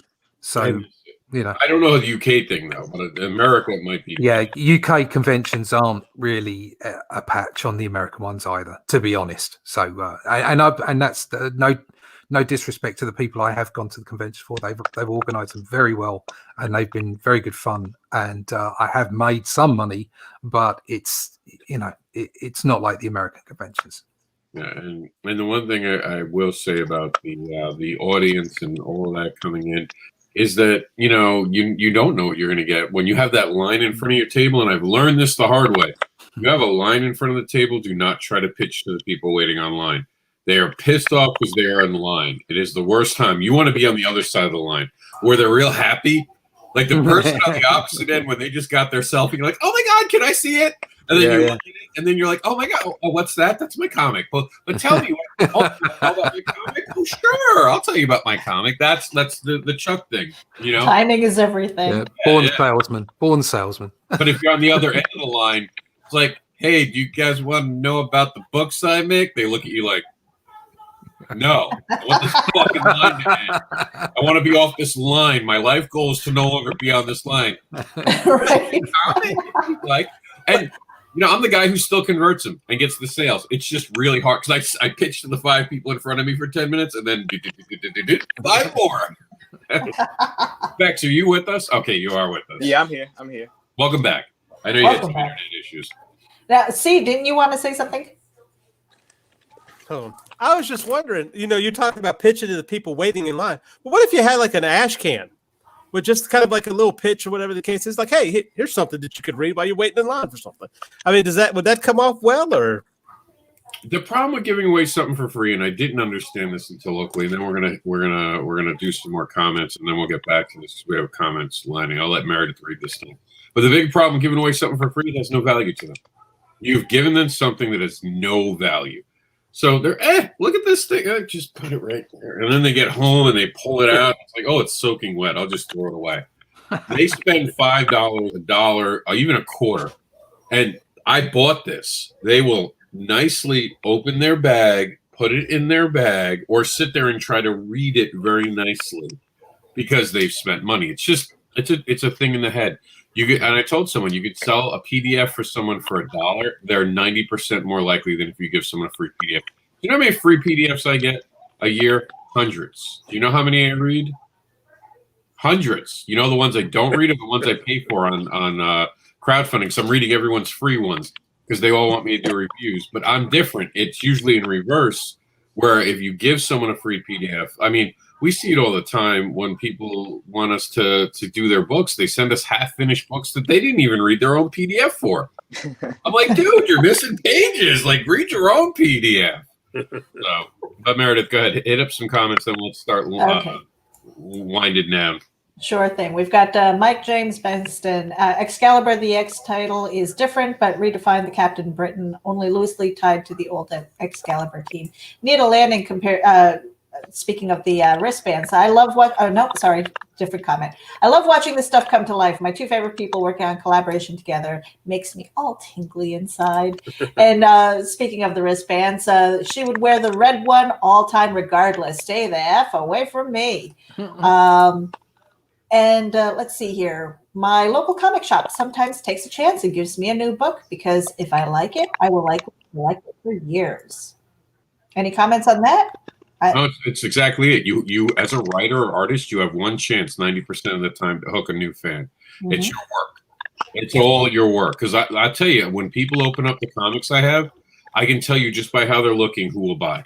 Instantly know. And my friends love to table next to me or with me because I'm really good at being able to read people and know what they're going to want. So I can't wait to get back to the floors, Russ. I can't wait to go back to cons. But I'm with you. I want the small ones. I like that connection to people like Mike so I can talk to Mike about it. Because I've had people read the book, come back to me the next day and ask me questions, and I love it. I love that feeling. Why did you do this? What about this? Well, I've had people start writing new issues for me and telling me what I should do next. And it's weird territory because you're like, shit, I came up with that already. Now this motherfucker's going to think he gave me the idea. Oh, man. So, and then Mike continues to say, by the same train of thought, if I talk to an artist and get a drawing, I might collect their work for a long time. And then he says, Rob is right. Free is great, but I try to read anything I pay for. Mm-hmm. I mean, there's a reason why you put money down on it, right? It's kind of funny because I interviewed somebody, an author who goes to the Comic Cons, never gets a table, but she kind of cosplays her own character, and then she has like a business card or a flyer that directs them to her website where they can buy her book. And I'm like, oh, that's brilliant. I mean, is it right? Has she been caught? Has she been thrown out? It's like, no. So I don't know. Yes, by the way, that's legal. You can't sell on the grounds. You can give away. I've read their contracts. 90% of these places, for American only, you are allowed to network. That's one of the things they want. They promote it to creators. She can give things away. It's smart. She's cosplaying, but again, it's a card. You want to do something. If you're going to give something away for free, make it interesting. Make it something that stands out. Make it a sign that says "Free Hugs and Spanks," and then have your web address put on the bottom of it. Have the Compendium of Dread sticker with the bloody hand. They're going to want to have that and take that. Like Russ Leach, you could have death as a sticker. My suggestion to you guys is if you can afford it, walk away from business cards, do something more unique, more interesting, and only give it to people you think are serious. Unless you're building a website like Geek Insider, you need business cards. It's just like with Comic Book Advocates, I now have to reprint business cards.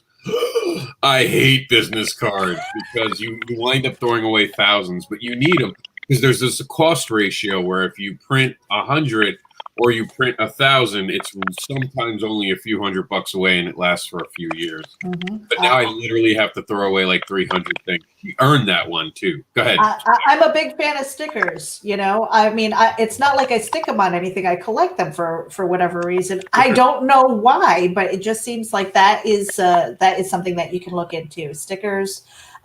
Maybe the collectible cards. You don't want to give away the metal cards because that's a little more expensive and the overhead. But I mean, things like that. I would probably, if I were to put together a table now based on the stuff that I have, which is basically the one book, and hopefully at that point, Terraform Comics has a few things that I can put on my table. Why not, with my pros, if I'm going to have that on a table, why not have a canvas bag and say, hey, here's a book. And by the way, I see you've got a whole collection of comics and stuff like that. Have a book bag, a tote bag instead of a T-shirt, maybe. Okay.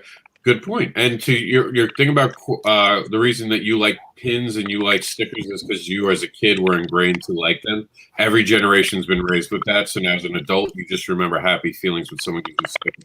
There's a little psychology. Well, yeah. Oh, he's got one. Yeah, I'm going to blow that up, actually. And then Specs, what were you going to say? Oh, I like that, Russ. How do you feel about flyers or like ink pens being passed out? Because you say you don't like business cards. I love pens. They're free and I use them. Pens are great because I use them until they're done and then I throw them away. Flyers are really cool because I use the back of them to take notes and write down the books that I read, I sold, and I take a picture of it and throw it out.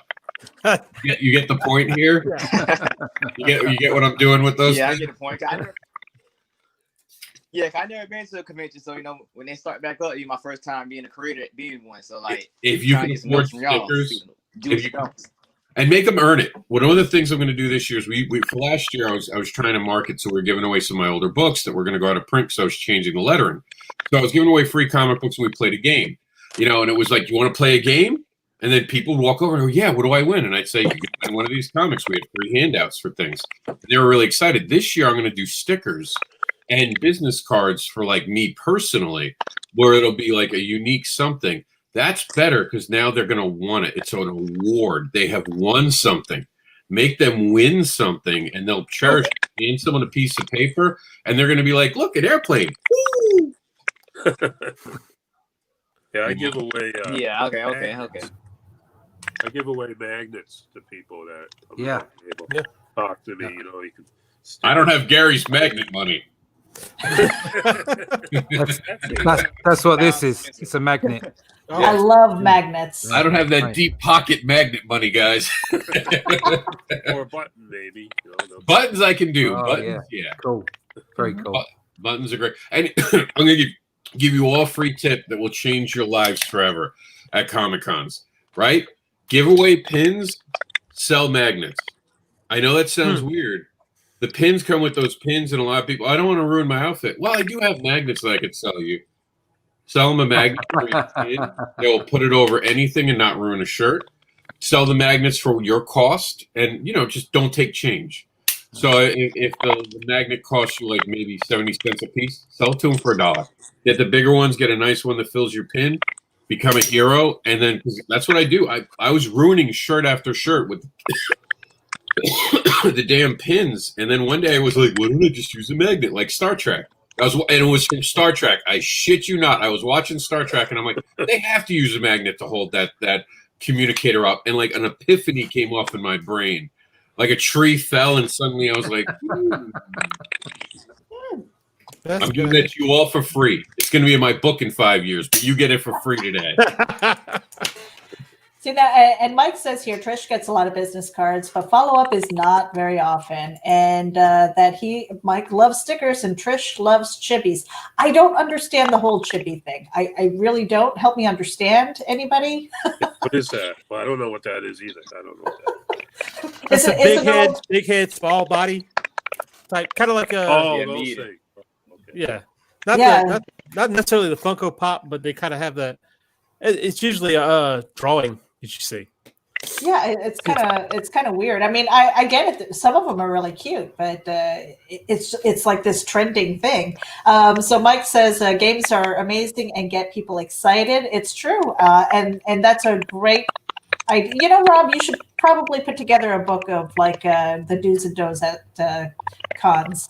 And then watch how I failed and watch and don't do it. Failing up. How about that? That was my career in retail. And then Mike says, I have bought magnets at every con I go to because they're cheap and they go on the fridge. Absolutely. That's where mine go. And I love collecting magnets. And then Trish does not follow stories often, but loves cute little characters. So I want to see Chibi World where they all kill each other. Oh my!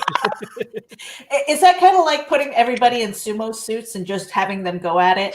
Have you seen those? No, that's a fetish. All right, guys, time to say goodbye. Specs, we'll start with you and go around the room in reverse. Specs? Again, man, my name is Specs Thompson. I'm the creator of Legacy. Yeah, you're good. Go. Oh, man. All right, I'm Specs Thompson, creator of Legacy of View. You can check out my first 2 issues at legacyofview.com, and I have 2 more coming out soon. So subscribe on me on anything on legacyofview.com and at Legacy of View at Twitter, Instagram, and Facebook. We're gonna do like the Elimination Chamber. We're gonna put random people up just to surprise them. Meredith. Oh. She's muted too. Yes, I'm muted too. Damn it. He got me. So Meredith Lockwood over here. You can go over to linktree.com/MEREJ99, like my name over here, and you're going to see the links to all of my social media, my Kickstarter. Head over there. Whatever you support is going towards art, and let's pay it forward and pay some artists and get some of these characters to life. Okay, Rob, back to you. And let's see if death can save us. Yep, certainly can. You can find me on YouTube as Comic Book Black Belt. You can find me on my sites, rusbeach.com, comicbookblackbelt.com, or onlydeathcansavus.com for this little guy here. This is the proof. It's currently in demand on Indiegogo. You can find the link for that on onlydeathcansavus.com, and it's out at print now. So I will be sending those babies out at the end of January. So you can still pick up a copy now. And you can also find me on the Twitter, on the Facebook, on the Instagram, and around the internet in various places. And you actually showed off the actual book in a video that I put up on our comments today, so they can watch that video. Great, thank you. Yeah, I just had a quick flick through just to say, to my backers, I wanted to make sure that people were aware of what was going on and that the proof had come back in and that all was well. All right, and moving on to the ancient pyramids. Hey, how's it going? Gary Henderson. You can find me on Facebook, and I have a website now. I'm the creator of the Pyramid Nights, and I have a Pyramid Nights website and a Pyramid Nights Facebook page. And these are my babies right here. You can get them on my on my web page, and it's a lot of fun. It's great to be on the show, and I thank you very much for that. All right, and now the next person on is. Oh, I wasn't ready. Whoa! No. Hi, everybody. I just wanted to do this to screw with Michael. That was my whole goal, is that he thought he was ready, and then. No. Of course, I'm Steve Michael Lenny. You can find me on Facebook and all sorts of covering projects I'll be posting on there. You can look for me on Twitter. I'm not there very often, but you can look. Who knows? Sometimes on Instagram, and I hope to update some more sites coming up this year. Of course, I'll be having a upcoming alternative cover on the upcoming Silverline comic, the Terraform Reaper stuff. So look for it there. And of course, every Friday on Comics Newswire Week Ended, where we talk about mainstream comics, indie comics, and make fun of some stuff. So back to you, Rob. That's totally them. I'm innocent. I'm just the announcer voice. I don't know what they're talking about. Meredith had mentioned, and I did not forget, we're actually, the reason I saved a couple of minutes at the end was specifically for this stuff. We have the results of an 8-page challenge, despite what the last year was. Will for now be on ever known as 2020. It's like you done 2020. It's going to be a new thing. Watch. So this is a free comic book, 144 pages. These creators came together to actually create despite 2020. So you can get a free download. Yes, free right there. Just click the link. You get the download. You get to see a story from me, some other amazing creators, a quick list of some of them. We have, oh man, they don't say the name of the people. Well, I'll tell you the comics themselves. The Cambarindian and the Ligman Lurkers, Mr. Stupendous, Ranarok Teddies, the Acronauts Trapped in Time, Twilight of the Gods Privacies, The Unfixed Man, that's me, actually. The Creative Journey, that's my story, but I am the Unfixed Man. No, I'm just kidding. Born the Lucky, I want to say Panasonic. I know it's not Panasonic, but my mind went right to Panasonic on that. Parasonic, Mega Meat Bucket Mega Babes. Who doesn't want Meat Bucket Mega Babes? Battle of the Belly of the Beast, and High During a Midlife Crisis Story, which is what you're seeing me do this entire year. And also, don't forget that the awards are here. Everyone in the room should be nominating themselves. So here it is. FYI, assume in these award halls that no one knows who you are, and take the moment to educate them on who you are and what you do. Look, there were people last year in our award who were part of the award, who used it as promotion to even be in the conversation, that build bigger fan bases going forward. And while we want to give an award to everyone this year, it's just not feasible. So yes, the people get to choose this year, and you see the categories of creation, podcast of the year. We separated the different categories into creation, words, crowdfunding, and art. So you'll see the different things. Podcaster of the year. This is for podcasts, not live videos. There is a difference. There will be a live feed video award that's coming up, but I'm going to give you a couple, and then we're going to move on. Cover of the year, Russ, man, that should be something you have your cover, and I love your cover. Oh, thanks. That's something I've been tagging people in certain things, but the tagging's funny on Facebook lately. Mm-hmm. I don't know why, but they're not letting you tag like you used to. You can't tag half your friends. And for some reason, I don't know why yet, my international friends I can't tag. I think you changed your rules recently. Oh, right. Okay. I'll have to have a look at that. Going on with Europe. Yeah, something's going on with Europe where There's always something going on with Europe. Like, even when I message you, it's like some of your features may not work because the UK don't like your shit. I'm like, what did I do? Europe, there's always something going on with Europe. They're either starting a war or famine or something. There's always something going on. Now you know normally we have to sort them out. That's why Brexit happened, I think. But you know why we left now, Russ. That's why. Yeah, damn colonists. Colonists. All right. This is me tagging people that all in America, because none of my international friends would work, actually. So I was trying to get Russ, and that's how I noticed it. New series. Who has a new series this year? Who has the strongest sequential layout? Come on, guys. This is one that I really expected more things in it. This is part of my work with Mike Seeley. Look at that beauty. That's my childhood. That's me with my dad. I teared. I don't even think I told Mike this. The minute I saw me and my dad, because that's based on a picture, even now talking about it, my eyes are welling a little bit because that's me with my dad, and it's such an important moment and part of my life. That's what art can do. It can bring emotions. So celebrate what you did. Look at this Boston Metaphysical Society art. I know Meredith, the art we showed earlier, she said that's going for the award next year. She's already planning. She's like, 21 is where I'm going to get that. She's like, I'm going to win that with the art I did. And I'm excited for these different categories. This one's splash page, which, again, some of these splash pages, let's take a look at what David did. Look at that. How beautiful is that, guys? Lovely. That horse. Like you talk about people who can't do animals. That man did a fantastic horse. All right. And then we have creation, on-air talent. That's actually not about shows. It's about the people, like Michael C. Lanning, Meredith. I happen to be in second. I have no idea why you guys put me in second. Thank you, though. Thank you. And by the way, if you're watching this show, our podcast, because this is also a podcast, thank you for you listening. Go to Facebook, and just type in the Facebook search, the Independent Creator Awards, and vote for this show. The Sunday Comics Brunch is up for Podcast of the Year. I'm very proud of that. Pinups, which no one's done, and you want to know why no one's done pinups? Russell, like this, we're following IP rights, so you can't just put up Black Widow. You have to do an original character. So I got those. What's that? I got plenty of those. That's what I'm saying. Like, this is a moment you don't have to worry about competing with Black Widow half naked. It has to be it has to be something creative. No, I'd really like to do that. I'd like to see your splash page up on there too. Some of those splash pages you were showing us look definitely. so awesome. I'll chuck some up. How do I do that? Do I just go? Do I join or join the group, and then you have access to everything? If you need any help, just ask me. I'll help you along the way. Okay. Make sure if you join the group and you want to vote or add something, you reload your page. Some people have been having trouble with that. Facebook, what can you get? Can you do? It's free. And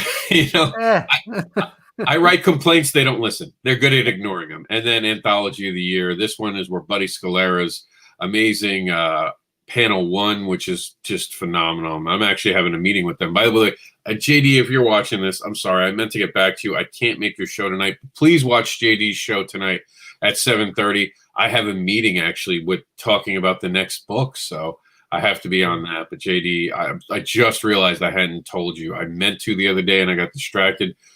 ADHD. I blame the ADHD, not myself. And crowdfunding video of the year, Cat Dad and Supermom. I want to see some votes, people. That's a heartbreaker, man. That's a good video. I've heard nothing but good. I want some votes for that, because I was part of the production team behind that. And Breakout Star of 2020. Who really we have Rookie of the Year, which is next, but who is a breakout? Whose 2020 changed the trajectory of their career? For someone like me, I've been slowly building the whole time. My breakout year will be the official international, like everyone knows who I am when like a certain book of mine gets picked up. Barbara Unleashed goes to Netflix to get unleashed. Come on, Netflix, you want it. I've seen your other kinky stuff. It's not good. You owe me. The one about that one is the way I think of it is like the overnight success thing. Where it's like you've been hustling for how many years, and then all of a sudden people recognize you. It's like, oh, they're an overnight success. No, you had a breakout year. Yeah, and most compelling design, by the way, that's something I want to see Russ in. Some of the characters you have, the designs for your characters are amazing. Specs too. Some of the things you got should be in this. And again, even if you don't win, being in the award matters. Having all these people come. We have 1,600 members. We had our last video for last year had 5,000 views when we did the awards. We're doing 4 nights this time. Geek Insider gets the first on February 21st. Indie Vault takes over, and they're doing art, by the way, for Geek Insider. Indie Vault takes over for crowdfunding on the 28th, the last day of February. Then on the 7th, Chuck's Shop Talk. Thank you. Chuck's Shop Talk takes over, and he's actually going to be doing words, and then I do creation. Again, if you know someone who passed away last year in the creative field, please tell us. We're doing an in memoriam. And finally, and look, you can actually, I don't think anyone's actually seen this outside of Meredith. For Cat Dad and Supermom 2, this is the official image of a brand new character. Hasn't even been released. It's a character design. It's one of those moments where you can show something off that can compete in 2021 and in 2020 for the awards, because this is just character design. So look at that art. Raheel is just, man, he's awesome. Right. For 21, I'm definitely going to be nominating C's stuff, especially for Rebirths. and standout architecture. And there's more. We haven't even gotten to it all, but we have to wrap up the show notes. We're out of time. Thank you for all of our guests. Thank you especially for the people who come, leave comments, and talk to us and hang out with us. You guys are what makes this show so awesome. We're down to the wire, so I got to hit the outro. Remember to vote at the Independent Creator Awards on Facebook. Real simple. Everyone's on Facebook, so get those votes in. And check out Geek Insider. Check out all the amazing people here. And in the description is a link to where we have housed all the links to all the people on the show today, including I'll put in the Creator Awards. Thank you all for being part of this. We're out of here.